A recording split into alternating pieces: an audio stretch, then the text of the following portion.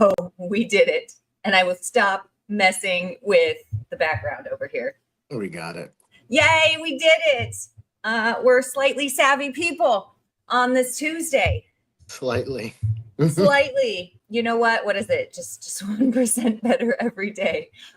I'll even take like the 0.5% these days. Okay. Because I don't know about you, but shit doesn't need to be this hard all the time. Nope. Or am I just old and crotchety now? Is this what has happened?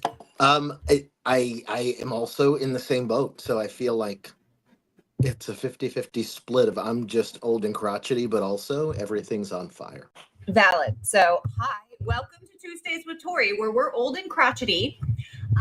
And then I got especially crotchety just because I done this is my 10 years in this whatever adult retail pleasure product B2B side industry. Insert name here, right? And for the last 2 I've been focusing mostly more on condoms, but before that I had come from lubricant, and just like I thought I was like, oh, it'll be kind of an easy transition, and it was in some ways because I at least knew there were different types of condoms. But the unfortunate amount of misinformation or stigmas, biases that happen with condoms, and the fact that they've been around likely 50 years longer in other retail establishments than a lot of the, toys, vibrators, rubber, lingerie, and DVDs even, right? So the gatekeeping made me grumpy. So I started a soapbox. Welcome to my soapbox. Yes. I call it Tuesdays with Tori. And then I've dubbed myself the condom charmer, which really it's more like just welcome to my condom chaos. And so then today it's extra extraordinary. If I could figure it out, like I'd make like the fun banner and just be like, it's a Screw Taboo Takeover. Ta-da! I don't know how to do anything. I know. Well, someday. Past Windows 95. You know what? I'm doing the learnings, but I also have to sell things and try to keep my job, So this will be good footage we can look at later, right? When we're all famous. We're like, oh, look at when it was like tiny little time. Right. Tuesday with Tori. And now we have managers to do that. Whose face is bigger on the screen. So thanks for tuning in, guys, and listening to the rant. Now the rant has feet, and I have to say thank you. It has a nomination, which is an XMA now instead of an XBiz thing, but for retail education. So now I got to keep doing it. So thank you. No pressure, but thanks everybody out there. The soapbox has turned into some sort of retail education or just education in general, which really was what it started, right? I know I've told you this story, Josh, and you have to just keep hearing it. But I'm old, the whole I probably forgot. Just to have like spark some inspiration, maybe. So then I guess you could take it away from here, Josh. How does the story go? So then you're awesome, and I'm sharing my soapbox. And how long have you been doing your Screw Taboo stuff? So Screw Taboo started in 2020 when we were all kind of isolated from COVID. And that little thing called COVID. I know that like we pretend it didn't happen anymore, but I don't know. I'm not recovered. I'm not either. And I can tell you 90% of the filthy travelers on the airplanes aren't either, because they're all like in open plane wind. So enjoy that. So Screw Taboo started 2020 when we were kind of alone and isolated from not just each other, but the way our industry worked as we knew it, right? Being able to travel and train. I was ground to a halt for a year. So Screw Taboo started.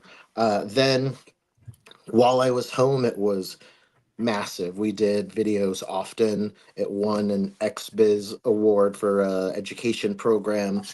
Went back on the road, it kind of dipped down, right? But because again, it's just us. Someday it will be different, right? So like you are finding right now, like when you're good at it, now it's like, oh God, this is part of my job now. I just kind of started this thing one Tuesday when I didn't have anything to do, and now I have to do that. So Screw Taboo's coming back. So maybe this is the official episode where we just merge it so we can keep each other accountable somehow. Exactly. Oh goodness, I just accidentally kicked my dog. Sorry. Oh my God, I love it. Poor baby. He's okay. He's a turd anyways, but Perfect.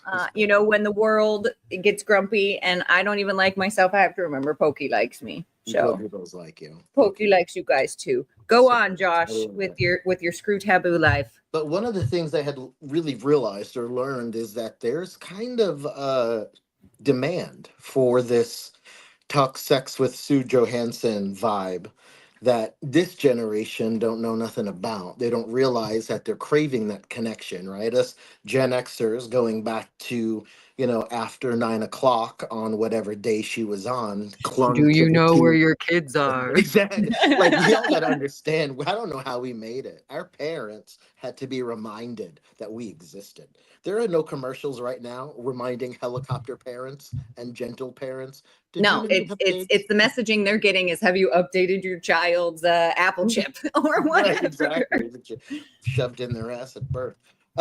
They had to remind them that they had So that era of kind of Sue Johansson, right? Someone that you can relate to, someone that is talking about these things that you feel bring a lot of shame, or maybe familially or religiously you've been taught bring a lot of shame. And you have someone that you can relate to, like Sue was like everybody's Canadian grandma. And if y'all are too young to have Sue. known about the show, go on the YouTubes and look up Talk Sex with Go Sue into them Johansson. interwebs. Right, the WWs, right?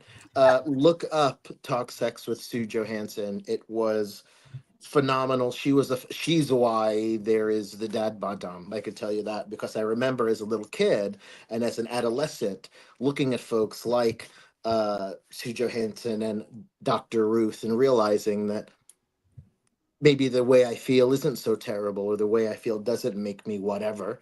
And now I'm noticing people are craving that. Now in this digital world, everything is in these 1 minute, 33-second blips, but they truly are craving connection. And to Especially once you can kind of name something, right? I know, or maybe it's just me and my trying to learn about this mystical thing called the ADHD. Oh my God. Right? It's like I almost feel like as soon as I can name something and that makes sense, it's almost like the worse I am at it now, right? I'm like, I'm trying to understand my ADHD, but now that I'm like, oh my God, I feel that so much more worse. It's kind of once you can name something. And I guess that's why the therapists tell you to name feelings, really, right? So you can process. Same thing. Once you kind of know that maybe there's a like mind and more information, I guess humans are curious. Humans are very curious, and humans deep down, despite us just jerking off to our differences every 5 minutes lately, it seems like humans deep down have a village mentality, have a yearning for connection, for understanding, and for empathy. Deep down, we're all very scared people. Deep And to be down, able to we're have not meant to, right? We're tribe communities, and exactly. we're not meant to be alone, in my We're not. opinion. No, we really aren't. And that doesn't mean you have to like go run off and do the stereotypical marriage thing. It just means that people crave that connectivity. And if we could provide that, and we could provide the information they need to be able to then go out and seek it in healthy ways, we're going to have so many fewer abusive relationships. We're going to Ooh, have I need so to many fewer. just write that down. That would be another one, just like the healing, right? It was something that I, again, didn't know too much about until I was working on this side of the industry, that it's not just, ooh, I'm a kinky person, I'm not vanilla. It's like, no, there are other levels to it that can actually heal people's trauma and open up different compartments of the mind, right? Absolutely. That would be a huge one because I don't know enough about it. This is where I'm like, I know how to sell. So this is why we're like merging our, like, he can actually educate and I can tell you how that's important for your business, right? This is good. Exactly. This is good.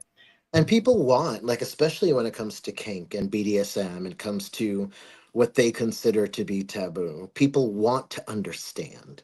They think they do, right? So then they'll go on again, the internets, and then we have an uprising of like Tumblr DOMs is what we call them. And Ooh, they're I just learned something today. A Tumblr Dom. Tumblr DOM. Yeah, this they're is I feel like if we could type it into the chat, I would put it on the banner and be like, "Oh, we're learning. It's a glossary. Go on." Yeah, yeah. Good. Tumblr Dom is, so I live in the Midwest, South adjacent in Tulsa, right? Tumblr Doms are a bless your heart kind of folk. They're people that The oh, bless your heart. Yeah. right, yeah, that wish they could be dominant, think they are, they think they know what it means, they have no idea, and they go out doing more damage than actually doing what they should. They don't understand the nuances and Which is the way. something I do want to talk about later, where it's like when 50 Shades of Grey, because I like to read, came out, everybody just didn't mean to. This is where we're talking about society shapes things, whether you have a bias or not, right? Like, oh, that is a kink contract. No. That is somebody's book fantasy, quick, just having an experience in your mind. That's not an actual kink contract by any means. Right. That's a fantasy. And like 50 Shades did what it was supposed to do in the sense of it woke up the sexuality of the middle-aged mom with money. Spark. Exactly. But like when it comes to this is how to be a dom, no, that's not just no, hell no. Yeah, that's not it. So like I've had folks come up to me when I'm teaching open to the public stuff and they're like, I just want a 50 Shades of Grey experience. I'm like, no, you don't, because that's no. abuse. That's No. abuse. Like, okay, I understand the feeling and the experience. So we'll start there. But there's a lot of health and safety and communication and respect that goes into any of this, because again, a lot of it's not just the physical side of pleasure, but there's a big part of your brain that is connected or it's working on making a different reconnection. So I guess before we get too deep into it, for anybody who doesn't know, right? Let's do the basics. We started with some glossary terms already today. This is awesome. For anybody who doesn't know, what exactly is BDSM? Right. So BDSM, if like I say, like I'm an 8-year-old, but actually don't explain it to me as I'm 8, but just I'm an 8-year-old where mind. the mommy and her daddy love each other. Okay, so there's a bird and a bees. Matthew Skinner, are you listening? Are you watching? There's a lecture coming. We're tying up little 8-year-olds, I think. So when I don't understand all my things, and I think I'm getting shadow banned, but I'm not actually trying to monetize myself or anything. So I'm kind of like, I don't care, but this might be why. But I love it. Go on. Shadow banned, you have to post the day before with like a picture of your dog, and then just put it way down in the text. We'll see you tomorrow. Is that the secret? I'm gonna try this. I've been teaching supposedly the lives here. For a while. Ooh, see, diabolical. And I'm trying to trick the algorithm by going live. So that helps too. Trick it and then post a picture of your cute little dog and then just put it down in the text. So right, I'll screenshot it for later. Here's my thumbnail, guys. Oh my God. Okay. Thanks for listening. Okay, BDSM and social media hacks. Yes, for you, Matthew. So I'm glad. There's a couple of different ways to look at the definition of BDSM, whether it's bondage, domination, sadism, masochism. I think of BDSM. That's what the BDS and the M stand for, everybody. Correct. If I had a whiteboard. There it is. I like to think is BDSM or kink is really anything outside of the vanilla norm. So really, the vanilla norm is missionary sex to procreate between a cisgender heterosexual male and a cisgender heterosexual woman. If you're having any other kind of sex, if you're using a toy, if you got a little feather tickler or a massage candle, congratulations, you're a little kinky. You're adding things that are not for just the benefit of procreation, right? When you're incorporating things like bondage and discipline, and ownership, essentially being submissive, being a dominant, as well, so what the SD at the end can stand for, which is what I prefer versus sadomasochism, because I'm like, oh my God, I'm not. Yes, it sounds a little aggressive. but I'm feeling judged by your labels. Okay. Exactly. But it could also kind of stand for, submissive and dominant. To be in those roles are sacred spaces, right? You could be one or the other or both, but it's important to know what of those roles you are. And you don't really know those things unless you research, unless you experiment, unless you allow yourself to explore. So BDSM is generally uh, the art of ownership of other people, um, as I've heard it well called as, a power exchange yes, almost, as right? well Yeah. as a complete exchange of power, right? I'm accepting full control and responsibility for you, and you are relinquishing full control and responsibility to me. That's a sacred space. And when people don't understand that's a sacred space, is when trouble comes a knocking. But it's a sacred space. I am to dominance what Frank Sinatra and Dean Martin are to music, right? I'm considered very old school. And I think a lot of that is because I spent the first 25 years of my life as a broad. So I take things like consent very serious. Makes you very gentlemanly almost, right? Like, Exactly. yeah, yeah. Exactly. Chivalrous. There we go. Chivalrous, not dead. No, sure isn't. Just hang with Josh. It's just the standard transsexual 5'6" and 3/4. That's all it is. So I take, consent, those type of things very serious. But what folks don't understand, when you're even starting within BDSM, all of it starts with conversation. Like couple sex, like Friday night random sex, and kink sex are two different sexes. One, you're like, okay, so we got 30 minutes till the new episode of The Masked Singer comes on. Do you want to throw it back real quick, or what are we doing? But kink sex is a conversation. So you're talking about everything that's going to happen in that session. You're setting things like safe words and phrases. And we're going to talk about that. You're Oh yeah, setting I was gonna say, things wait, like, I can prompt you for the next part because you kind of started, and yep, now let's prompt do me. the Tell like me. Tell me. hashtag communication is lubrication, Oh 100% my here. God. Oh my God. But yeah, I did wanna ask if you could, because again, I talk about consent a lot on the show, and consent in you might not know you're consenting to things about your health you might not be aware about. So, right, one of my favorite phrases that one of our good mentors, I'm like, yes, please. I didn't realize I said it so much, and now I do take it, is like, you don't know what you don't know, right? Right. So if you didn't know, we're going to tell you some things. So consent is a huge cornerstone of the BDSM or any kink community, and should in all sexual acts, right? Yes. Can you walk us through some of the frameworks that are around there? I know there's the Yes, rack, like yes. the risk awareness, and any of the SSC sort of, like, let's learn some more glossary terms. Yeah. So the prime two are rack and SSC. Not to plug Master Series because I don't, but to look at the packaging when you're in your stores. Any Master Series product, you're going to look at the back of it by the barcode, and you're going to see a little trifecta yin yang, right? It looks like a yin yang and three, and the term SSC beneath it. That's safe, sane, and consensual. That's like the holy trinity of kink, the mirepoix of filth, if you would say. Rack is risk aware, consensual kink. Both of those are pretty much one and the same. They operate a little different. So with safe, sane, and consensual versus rack, rack is that you are aware of the risks associated with any part of this kink you are about to consent to. Safe, sane, and consensual means that we have undergone conversation and evaluation of our scene. It is safe or can be made safer. Because, like, we know anal sex isn't the safest sex, but we know it can be made safer by condoms and lube.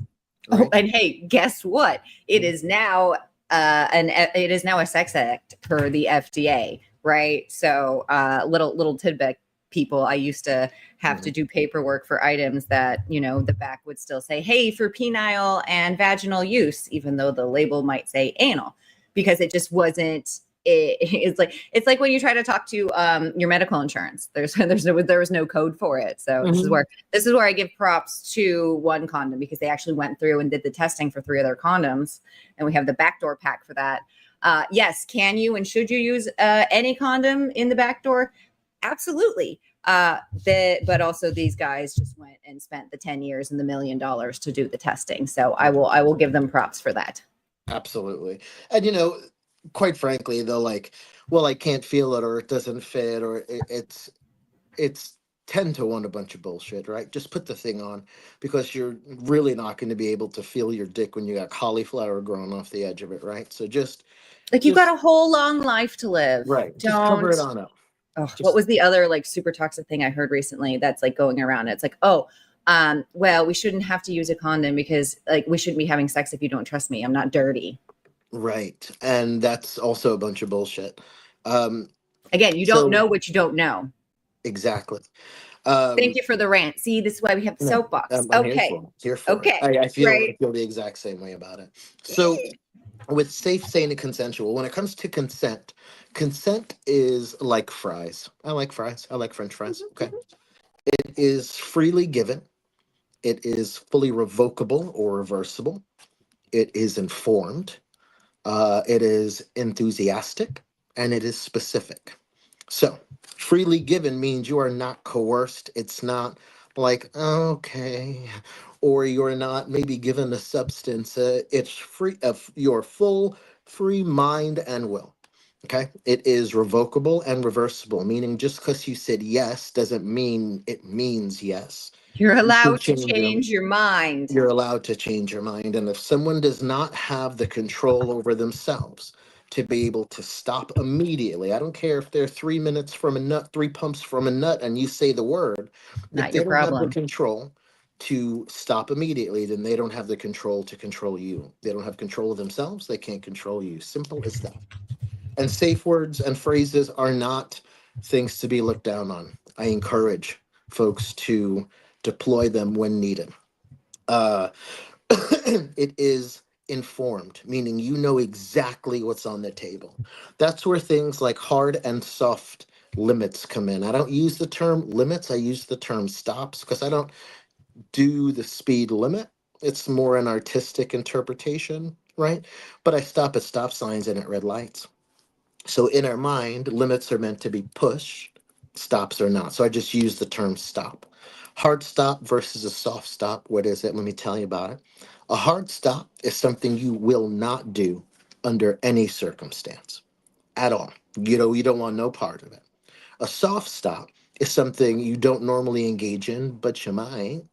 You might, depending on how the evening goes, or so let's say. Yes, I need more information, right? Right. Or I need So more let's say, feelings, more like, experience with it. Fair. you say in the very beginning of the session, hey, Josh, I don't want a penis in my ass. I'll be like, okay, that's a hard stop. No problem. But you won't have a penis in your ass. But the soft stop maybe, I could be persuaded to, like, you know. I've done the same things, believe it or not. Like how would one connect the light system to business? Oh, I've done the same things in business meetings, right? When you have a hard stop, here is the agenda. These are the appropriate times to ask questions or have follow-up things. Like it's okay to show up with I'm someone who's just a people pleaser. So oftentimes if the script or there's a plot twist, so to speak, or something changes, I'll feel like I need to still be performative, and that's horrible, right? And I can't be the only person that's like experienced that, right? Just right. Because of your nature, right? So it's like, again, it's because of your conditioning, my love. People that were assigned female at birth were conditioned differently, because that makes you a good female, so to speak, right? Right. So that's what makes me very old school, where I will tell people, if you're gonna be fucked in a different way, fuck yourself first that way. So if your partner wants to try anal and you've never tried anal, the first time to try anal is not with your partner. It's by yourself. It's when you masturbate. It's with a finger. It's with a tiny silicone anal plug. Oh no, are you losing it? Are we losing it? Are we dead? Are we gone? Oh God, terrible. I lost you, but I can see me. Strange.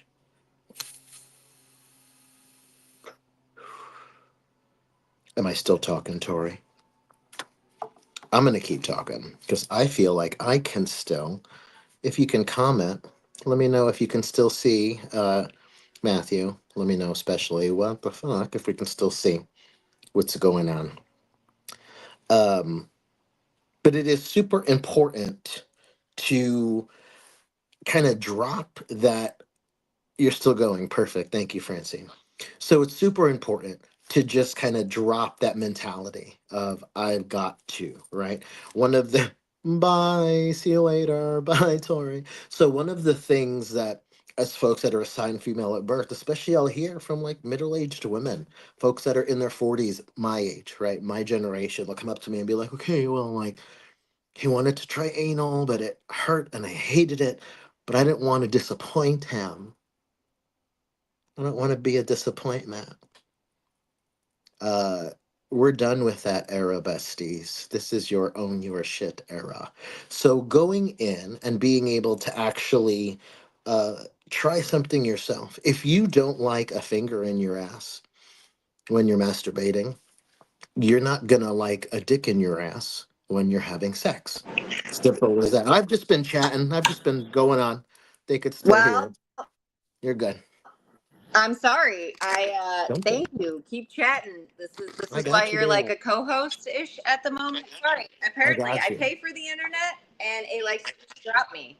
But this works because look, now we're in the same little We're perfect. framey guys. I love it. See, it was All right. it was What kismet. I missed? Okay. A whole lot of We nothing. were talking about not being people Oh, pleasers in the thanks, bedroom. Yeah, Francis. Okay. yeah, they got us. So where they were talking about not being people pleasers in the bedroom, right? So if you try something yourself and you Yes. don't like it, you're not gonna like it with another person if you don't like it solo. Simple as that. So I would much rather you Well, and try. how do you know how to communicate it? Right. Exactly. And a lot of people don't know, Yeah. especially if they've How never would you? done it.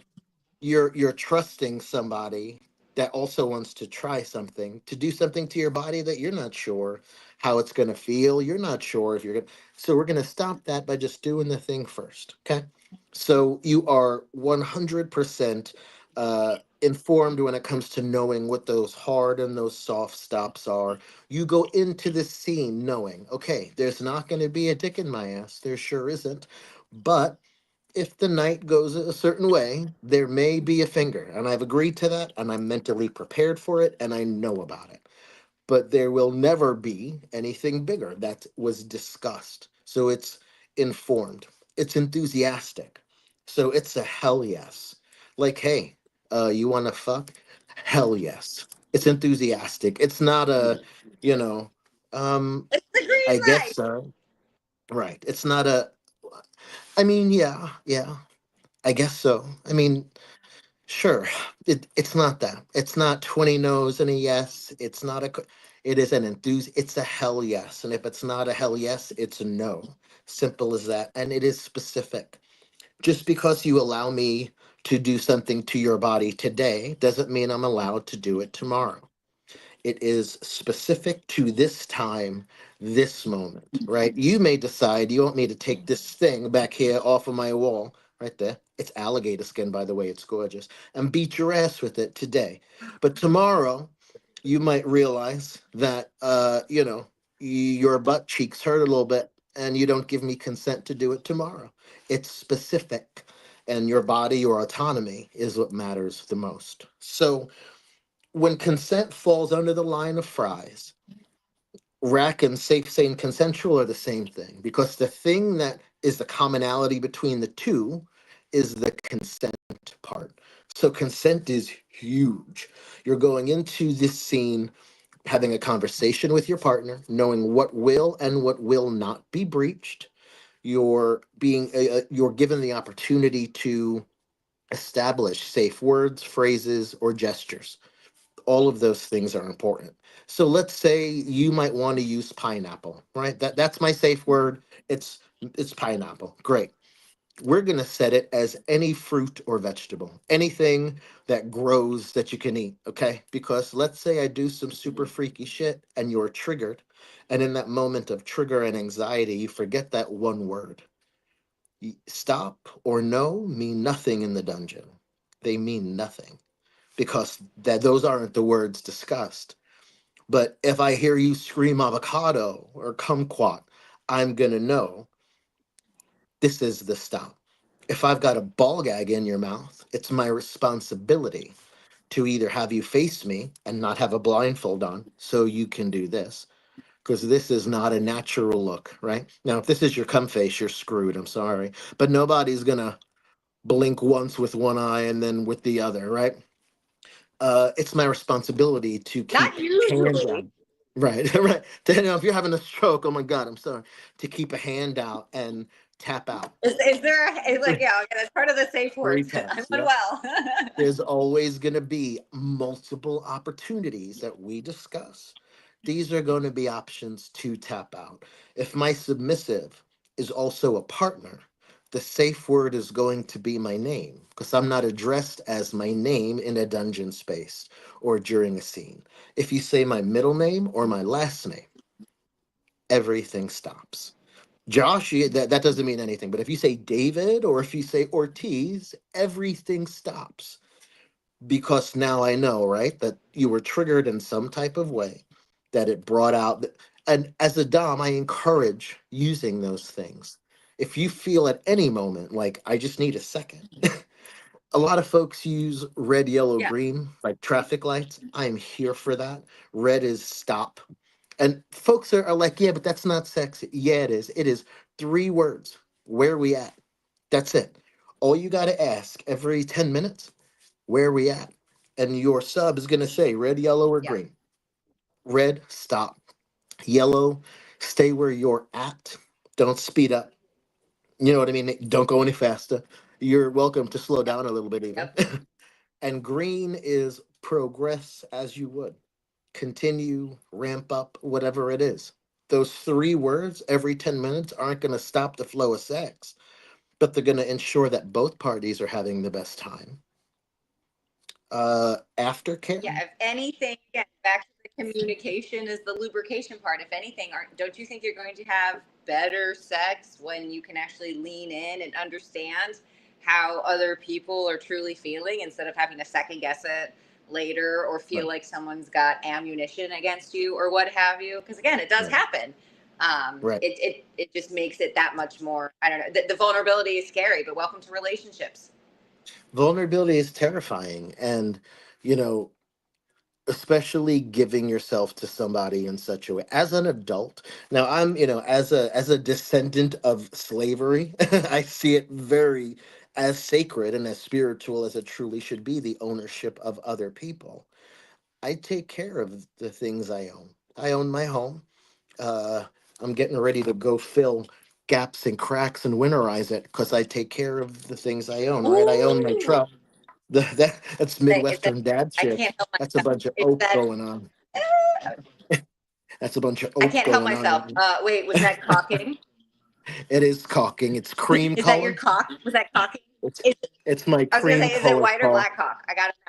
Cream. Oh, I saved the black delicious. caulk for the big Okay, jobs. I think I might have internet. Ah, We're the best people. true that. Okay. So like when I own something, right, I take care of it. Like I own my pickup truck. So when I know it's gonna storm crazy in Oklahoma and Tornado Alley, I move my truck away from trees so they don't fall on it. I take care of the things I own. Now, if I own a person, my job is to leave them better than I found them. They don't people don't depreciate unless you depreciate them. Simple as that. I try to So, do most things in my life with that attitude, not necessarily mhm, people, but just like try to leave things better than you found it. right. Period. Doesn't matter if it wasn't your job, wasn't your relationship, wasn't your store. It doesn't Try and leave matter, it right? better. If everybody lived, and as a Buddhist, that's a big tenet of my faith anyway. But if more people just became what they wish they had,